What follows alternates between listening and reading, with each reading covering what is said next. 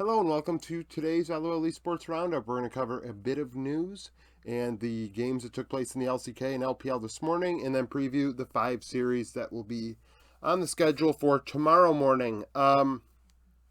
News. Thunder Talk, their general manager has left. Seok, he went 10-10 as the general manager, joining the team in the beginning of this season. So 9-7 in spring, 1-3 in summer. Before that, I didn't include other things because he has no major region experience at the highest level. He has coached a little bit in formerly LSPL, which I think is LDL now, and then as well as qualifiers in early days in Korea. Has only been a coach, not a player on an official basis. Recently, before joining Thunder Talk, had coached a few different teams, but credited with PSG's success, Talent Esports, before they became PSG. Mega, if you recall them from a few years, several years even back, a Southeast Asian team that would go to Worlds a few times. So that's where he made his hay and made his name. Now he is unemployed. He has left Thunder Talk. There was no assistant GM listed on Leaguepedia for me to cite either. LGD have made a move, so they have signed Decade. Decade played with Team We Academy last year. Last split. I have always thought Decade has been a solid player in the LDL, who deserved an opportunity with Team We over Bubu. That didn't happen. He now goes to LGD on the main roster to compete with Fearness. Had a 231 KDA, 778 CS per minute, 58.1 KP, 484 damage per minute, 9 champions, 22 games in the LDL in spring. You would like those numbers to be better if you are earning a call up. I mean, I'm thinking back to his Weibo days before he joined Team We Academy, and he was on Weibo's Academy team. He is, historically has put up decent numbers at that level. Seeing him battle with Fearness is probably fair. I'm not a big Fearness fan. I've said that multiple times. But I also will say, as a caveat, Decade most recently did not dominate. Now, to open that spot, XQW was sent down. So now Hai Chow is the starter outright. XQW really struggled in spring. In his 7 games, had a 1.6 KDA, 8.2 CS per minute, 66.5 KP. 376 gold per minute, which was 21.7% of the team's gold, so that's third tier carry numbers. 537 damage per minute, which was 28.2, so second tier in damage, third tier in gold. 4 champions played in those 7 games. It makes sense. LGD are a tire fire, so for him to be putting up a lot of damage relative to the gold he got would explain a lot. That means, Zhaozhu didn't do his job, or Meteor didn't do his job with the gold that they had gotten. So 2 teams towards the bottom of the LPL standings making some moves.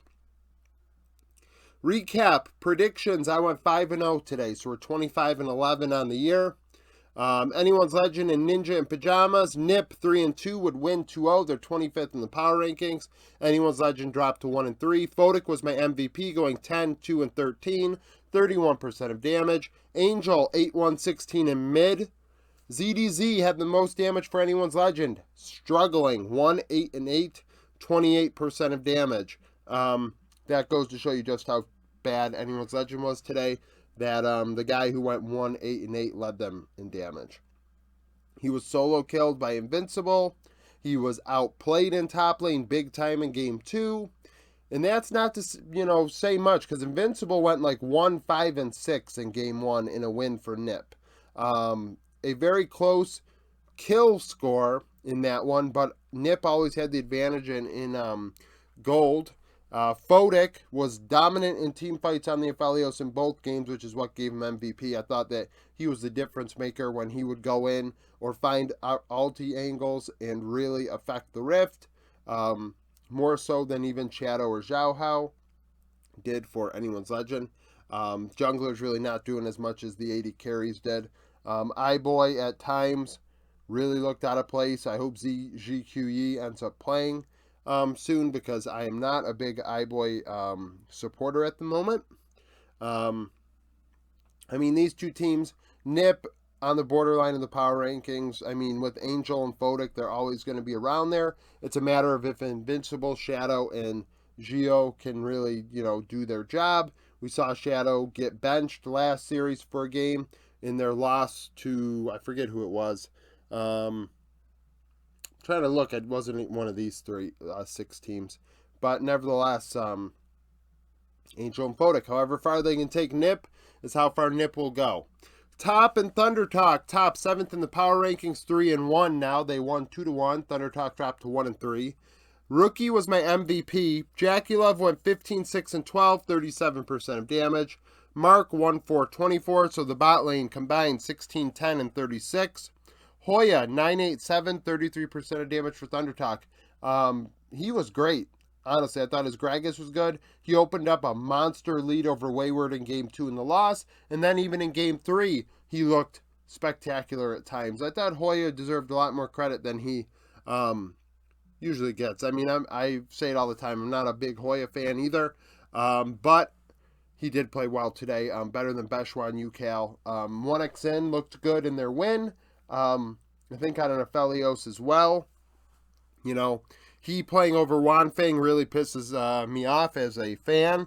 I think Wanfeng is excellent. And not only that, Wanfeng played alongside Yuyanja, which is a terrible thing. He should be playing alongside Yao Yao. So the GM leaving, maybe brighter future ahead for Thunder Talk with these roster decisions. Or it could just continue to go and snowball. Sorry, congested.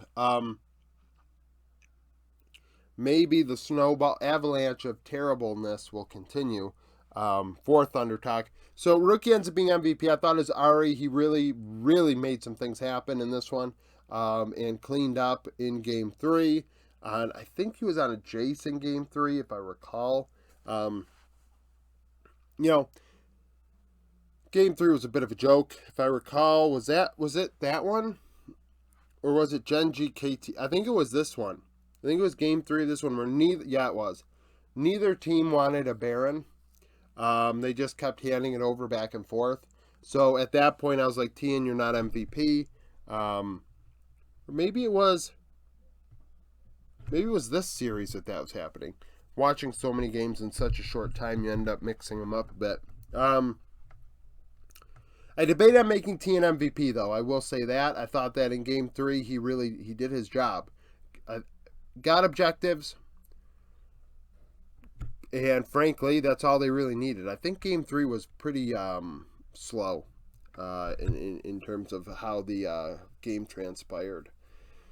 Oh, man, a lot in one time. Regardless, top win. Rookie was super good. Tien was relevant. Beshwan looked very bad. UCal did not look good. Thunder Talk in their win. It was Hoya and 1xN. And Jackie Love looked good in Game 3. He was on a Zeri. That's going to happen.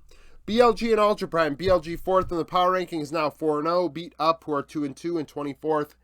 BLG 1-2-0. Elk crushed it. 17-2, 13, 31% of damage. MVP. I wrote Yao Yao. Yao Yao is not their support. On is their support. 1, 2, and 28. So the bot lane, Elk and On, went 18, 4, and 41. So very dominant. Forge, 476, 32% of damage for Ultra Prime, led the way. Up went after bot lane hard, right off the rip, and failed.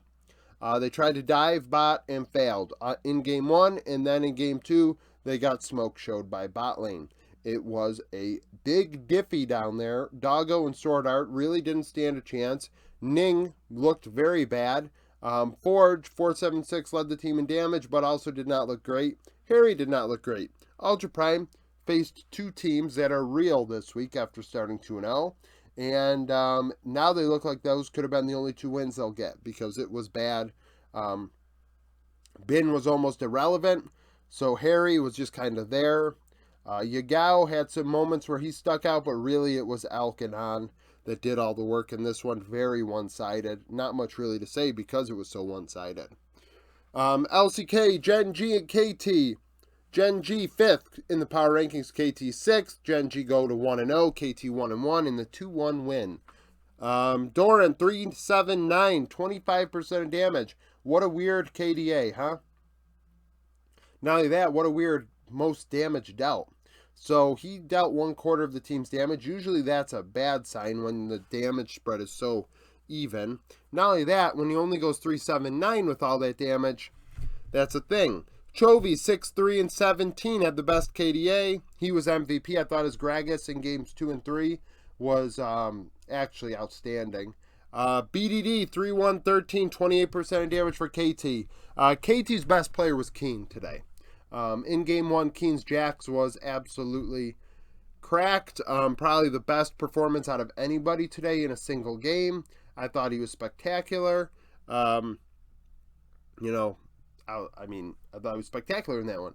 Now games 2 and 3, he was relevant, but unfortunately he could not do enough. Neither could BDD, as aiming in Lehens left a little bit to be desired. Pays was able to find opportunities to make plays. Delight as well, and in the end they end up winning. Even in a game 3 where Peanut was on a Kindred, I was like, oh my god, this is a recipe for a loss. But Keen was on Renekton, and Renekton is about as bad of a pick. So, it's okay, I guess, right? The pays on Draven is, I'm not a big Draven fan. I think Draven, you might as well get a coin out and flip it, and you'll see if you win or lose. Truly, it's just, that is what that pick says to me. You could be the best Draven in the world, flip a coin. And maybe in high-level stakes where you're against a very good team, equal competition, you'll maybe flip heads. Oftentimes you see Dravens go off and it was already a diffy matchup. So when Draven goes off and it's like, oh, Han Sama's Draven, and it's like, yeah, he did that against X Maddie, congratulations. Or he did that against Jack Spectre, congratulations. Versus let's pull the Draven out at MSI. Oh, now it's a little different, huh? It's not the same. Maybe, I don't even know, recall the stats. Maybe Hans dominated at MSI on it, and then they just stopped picking it, and that's why they didn't win. Either way, I think you are getting my point with that. So, Gen G win. Chovy's Gragas was great at facilitating. He had great bombs and team fights to give Gen G the win. T1 HLE. T1 are now 1-0, first in the power rankings. HLE 0-2 and 12th. T1 are 2-1. T1 won 2-1. Gumiyushi 908, 32% of damage. Keria was MVP, going 1-4-19. Viper 956, 40% of damage for HLE. Viper can only do so much. Once again, Viper is in elo hell. Guma in game 3 played Jhin. They had Faker on Jace. Or maybe in game 1. I think it was game 1, because then they had to adjust or something. All I know is mentally I said to myself, this is an error. Not only is Jhin not that strong, I feel like the Discord has affected that, put that on me. They are not fans of Jhin in most situations, at least pre-ADC item changes. However, Faker on a carry is not the play anymore, in my opinion. So when you do that and you put Guma on a facilitator, it just rubs me the wrong way. So that's a thing. Oh, by the way, Pays played Twitch in game 3 of this one. He played Draven twice, then Twitch. But so we have Jhin. I'm not a big fan of that. Keria was MVP because his Rakan in game 3 was getting after it. He was all over the place on HLE, despite T1 unable to follow up on some of the plays. Honestly, he would go in and then it's like, oh, nothing happened. T1 didn't do nothing. And game 3 was super slow. Very low kill game. Very, very bro-like almost. And HLE started to adopt that style towards the end of spring. That gave them some success when they slowed the game down.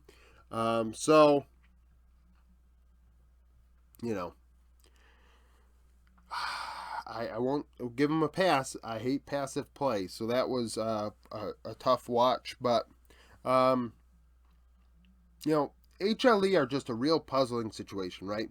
Zeka Anari looked good in game one, and then disappeared for the rest of the series, and Viper was on his own.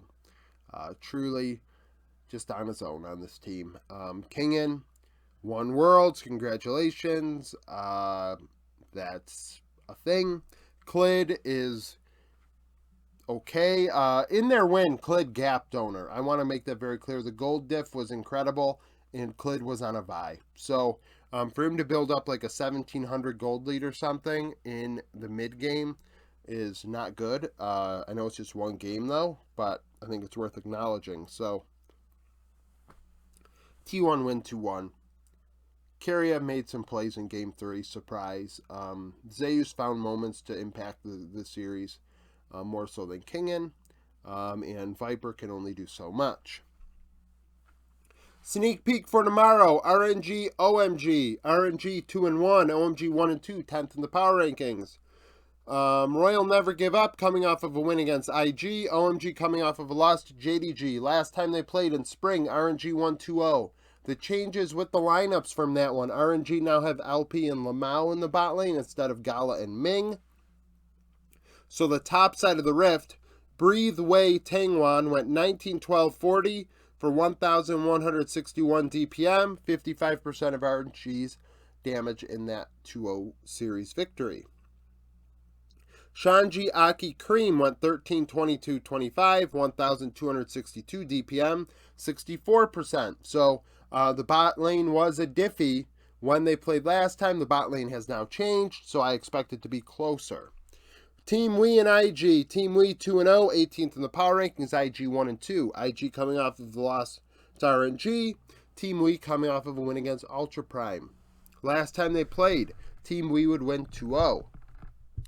Roster changes since then. Team Wii now have Cube in the top lane, where they had Bubu before.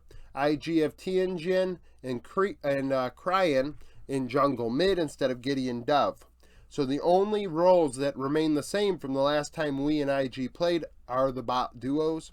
Hope and Iwandi absolutely took IG out back and slapped the shit out of them. 16-0-41, 972 DPM, 44%.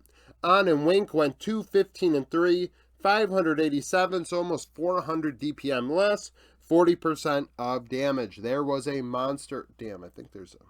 I keep picking, trying to get this hair off my glasses. Big difference in that one. And I really did not like how IG looked against RNG. So maybe these changes aren't for the better. I like Tianjin. He's very young. And Cryan is better than Dove. Let me rephrase. These players, I think, they're IG are going in the right direction. Nenny did play in that one, and I think YSKM plays tomorrow, so at least that's going to happen. JDG and EDG. JDG second, 3-1. EDG 11th, 1-2. JDG coming off of the win against LGD this week. EDG last played BLG in a loss. Last time they played was in LPL semifinals. JDG won 3-0. Differences: EDG Leave has been benched for the Snake. There are a lot of rumors swirling about Leave. I mentioned this yesterday. There is context that I want answers to before I determine how I really feel about the situation, because, you know, it's a different country with different laws and, you know, different deals here. And then not only that, we have, you know, the rumored stuff with the drama that isn't even legal based, inter-team drama and shit like that. So I will say EDG benching him for the Snake. I wonder. I don't think actually EDG has made a decision on it or finished an investigation or anything about it by doing this, because I feel like they would have cut him otherwise, like gotten him off the team, just gotten rid of him, because why even pay him in the meantime? They would have just like got rid of him. So for now, I think it's an investigation. The Snake is playing instead of Uzi. So excuse me, with the majority of the players overlapping, we're going to look at the top lane matchup. In the 3-0, 369 went 10-1 and 22 with 23% of JDG's damage. Ale struggled 4-12 and 4, 21%. Ali's going to have to show up if EDG wants a chance, because I'll tell you what, Ruler is probably like really excited to go against a guy that's just like making his LPL debut. LCK, Nongshim 1-0 coming off of win against Bro. Sandbox 16th, 0-1 coming off of a loss to D+ Kia. Last time they played, Sandbox won 2-1 in spring. Changes to the lineups since then. Nongshim have Quad and Mid. I do not know if Quad's going to play. I have to find an LCK roster website that is like, or Twitter that's like LPL Fan Club or whatever, that like announces the rosters well in advance so we can see who's going to play. Now, with that in mind, we're just going to say Quad played last series, so I'm going to assume Quad plays again. And with that, that means we're not going to talk about Mid. And then bot lane Teddy is playing instead of Envy. So the only three roles that overlap from the last series are top jungle support. Birdall, Willer, Kale went 26, 23, 65, 1,161 DPM, 43% in the win. Din Din, Sylvie, Peter went 15, 28, 65, 959 DPM, 42%. So about similar impact in share, but Sandbox had 200 DPM more. And those aren't the carry roles, right? We're not talking about mid or 80 carry. After that is KDF and Bro. KDF are 19th in my power rankings at 1-0, coming off of win against DRX. Bro 0-1, coming off of loss to Nongshim. Last time they played, Bro would win 2-1. The rosters are the same. In that one, Umpty gapped Young J. Umpty went 10, 4, 16, 20% of Bro's damage. Young J went 07, 15, 13%. I expect that one to be close. I do think it will be. The manner in which KDF beat DRX and the manner in which Bro lost to Nongshim makes me think this will be close. So, that's the thing. That's the deal. Thank you for watching. If you like the video, like it. Subscribe to the channel for daily League of Legends content. Follow me on Twitter. Join the Discord. Become a YouTube supporter. And I hope to see you again tomorrow.